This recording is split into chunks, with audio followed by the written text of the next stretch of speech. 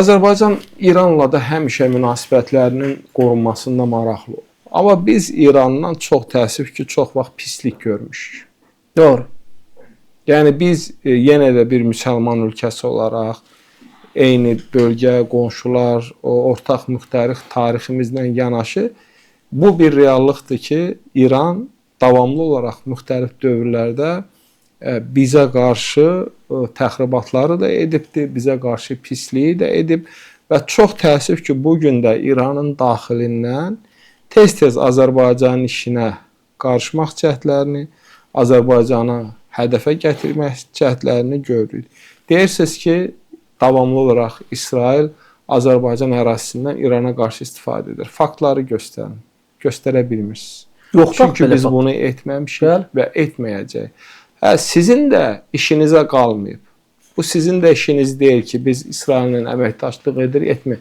Biz qarışmırıq o məsələlərə. Biz deyirik, öz işindir, sən Amerika ilə dost ol, düşmən ol. Biz də sənlə də münasibəti qoruruq, İsraillə də. Sən bizə deyə bilməzsən ki, sən İsraillə münasibət qurma. Biz deyirik Ermənistanla niyə bu qədər yaxın münasibətdəsiniz? İndi gəlirik.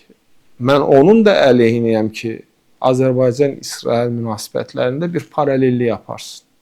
Yəni, İran-Ermənistan münasibətindəki kimi. Bu ayrı-ayrı məsələlərdir. Bizim İrandan küsməyə və inciməyə tələb etməyə haqqımız var idi ki, 30 il... Biz İslam ölkəsiyik. Bəli, İslam ölkəsi. Ondan əlavə 30 il Ermənistanın yanında oldular. Biz dedik, etməyin buna. İqtisadi dəstək verdilər, neft verdilər, qaz verdilər, yol çəkdilər və neynədilər. Axırda da gördülər ki, Ermənistan onlara necə xəyanət etdi.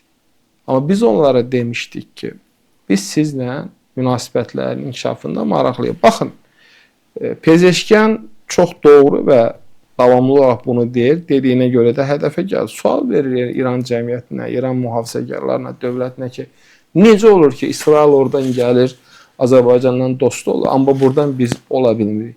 Niyə ola bilmirik? Nə qədər ki, siz bizim daxili işlərimizə qarışırsınız, nə qədər ki, bizim vətəndaşlarımızın beyinləri ilə oynayırsınız, nə qədər ki, Azərbaycanda sabitliyi pozmağa çalışırsınız, nə qədər ki, ayrı-ayrı müxalifi liderləri və şəxsləri dəstəkləyərək Azərbaycan dövlətin əleyhinə təbliğat aparırsınız. Baxın, indi İranda mitinqdir, günahkar Azərbaycandır. İranı vururlar, günahkar Azərbaycandır. İndi biz Pezeşkanı demirik, rəsmi şəxslər son vaxtlar yana dəyişib.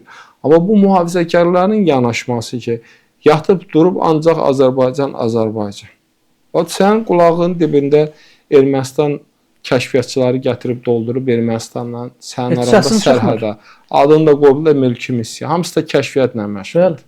Amerika-İran münasibətləri ən yüksək səviyyədə. Hansını deyək və daha doğrusu Amerika-Ermənistan münasibətləri ən yüksək səviyyədə və çoxlu faktları deyə bilər. Sən isə gedirsən, gəlirsən, Azərbaycan bunu etdi, Azərbaycan bunu etdi. Yəni, bu normal bir yanaşma deyil. Yəni, biz bütün bunlara baxmayaraq İranla münasibətlərimizi qoruyub saxlayırıq. Mən sizə əmin edirəm ki, başqa bir dövlət heç zaman İranın bu qədər şıltaqlığına, bu qədər ərkönlüyünə dözməzdi. Yəni, davamlı olaraq təxribat, davamlı olaraq addımlar, davamlı olaraq açıqlama. İndi bu son vaxtlara kimi biz sizlə bir müzakirə də aparmışdıq. Bəzən Rusiya ilə birləşirlər, bəzən Ermənistanla birləşirlər. Yəni, buna son qoymaq lazımdır. Siz bizdən nə istəyirsiniz? Əməkdaşlıq biz razıyıq. İqtisadi əməkdaşlığımız var, körpünü tikirik, yolu tikirik. Sən mənə deyə bilməzsən ki, sən Amerika ilə münasibət qurma. Sən mənə deyə bilməzsən İsrail ilə münasibət qurma. Qaldı başqa məsələyə. Əməkdaşlığa gəldikdə, küsmək lazımdırsa, sən də özündən küsməlisən Rusiyada. Biz sizə dedik ki, gəlin Zəngəzur dəhlizini açaq. Rusiyada dedik, 10 noyabr razılaşması vardı. İcra olundu mu? Yox.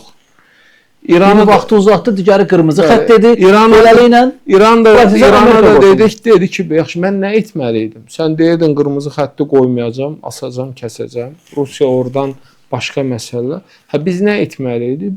Bu da cənab prezidentin uğurlu siyasətidir ki, getdi Amerikada bu məsələni həll elədi.